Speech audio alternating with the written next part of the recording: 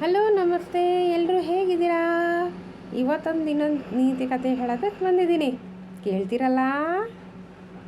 ಒಂದು ಗ್ರಾಮದಲ್ಲಿ ರಾಮು ಅನ್ನೋನು ಇರ್ತಾನೆ. ಅವನೊಬ್ಬ ಕೃಷಿಕನಾಗಿರ್ತಾನೆ. ಅರ್ಥ ಆಯ್ತಾ? ಅವನಿಗೆ ಬೆಳಗ್ಗೆ ಎದ್ದ ತಕ್ಷಣವೇ ದೇವಸ್ಥಾನಕ್ಕೆ ಹೋಗಿ ಭಜನೆ ಮಾಡೋ ರೂಢಿ. ತಪ್ಪಾಯಿತು, ರೂಢಿ ಇರುತ್ತವನಿಗೆ. ಯಾವಾಗಲೂ ಭಜನೆ ಮಾಡೋಕ್ಕೆ, ದೇವರಂದ್ರೆ ಅವನಿಗೆ ತುಂಬ ಇಷ್ಟ ಇರುತ್ತೆ. ಅವನ ಮನೆ ಪರಿಸ್ಥಿತಿ ನೋಡಿದ್ರೆ ನಿಮಗೆ ಹೆಂಗೆ ಹೇಳಬೇಕು ಅಂದರೆ, ಅವನ ಮನೆ ಪರಿಸ್ಥಿತಿ ತುಂಬ ಕಷ್ಟ ಇರುತ್ತೆ.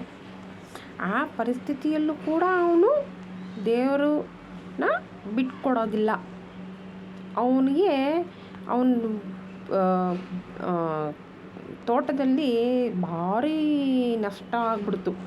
ಅಂದರೆ ತುಂಬ ಬೆಳೆ ಎಲ್ಲ ನಾಶ ಆಗ್ಬಿಡ್ತು.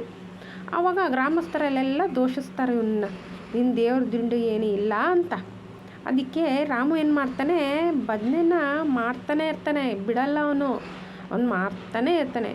ಅದಕ್ಕೆ ದೇವರು ಅವನಿಗೆ ಮೆಚ್ಚಿ ಕನಸಿನಲ್ಲಿ ಬಂದುಬಿಟ್ಟು ಆಶೀರ್ವಾದ ಮಾಡಿಬಿಡ್ತಾನೆ.